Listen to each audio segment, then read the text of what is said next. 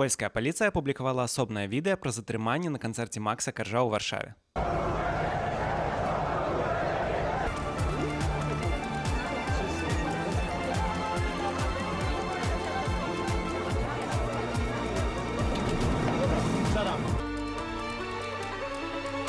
Пра канцэрт пачалі выказвацца не толькі звычайныя полькі-палякі ў каментарах, але і палітыкі.